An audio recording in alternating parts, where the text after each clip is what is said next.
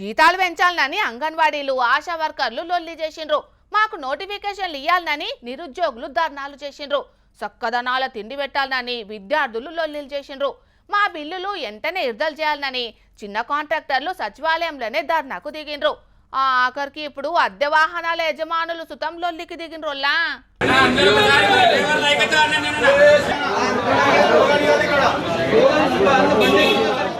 Pending బిల్లుల కోసం సీదా సెక్రటేరియట్ మీడియా పాయింట్ దగ్గర లొల్లికి దిగిరు అద్దె వాహనాల యజమానులు. ఏడాదిన్నర సంది పెండింగ్ లున్న 170 కోట్ల రూపాయల బిల్లులు వెంటనే విడుదల చేయాలి. అట్లనే అద్దె ఛార్జీని 34,000 నుంచి 55,000 పెంచాలని డిమాండ్ చేసిర్రు. డీజిల్ ధర లీటర్ కు 54 రూపాయలు ఉన్నప్పుడు నెలకు 33,000 కిరాయి ఇచ్చేటోళ్లు ఇప్పుడు డీజిల్ ధర 100 రూపాయలు దాటిపోయినా గదే ఛార్జ్ ఇస్తున్నారు. ఇప్పటి నుంచి నెలకు 55,000 రూపాయలు ఇవ్వాలని అంటున్నారు.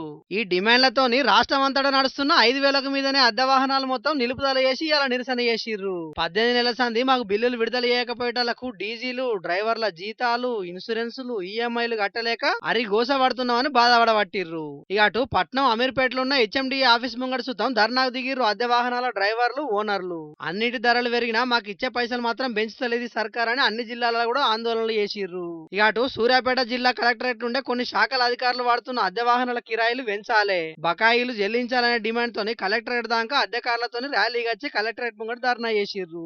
అటెంక మాట్లాడుకుంటా కలెక్టరేట్ లో డ్రైవర్లకు రెస్ట్ రూమ్, వాహనాలకు పార్కింగ్ సౌలభ్యం ఇయ్యాలని డిమాండ్ చేసిర్రు. అటెంక జిల్లా కలెక్టర్ తేజస్ నందలాల్ పవార్ కు ప్రజావాణిలో వినతి పత్రం ఇచ్చిర్రు. మరి అద్దె వాహనాల యజమానుల డిమాండ్లను సర్కార్ పెద్దలు పట్టించుకుంటారో లేకుంటే లైట్ తీసుకుంటారో చూడాలి మరి.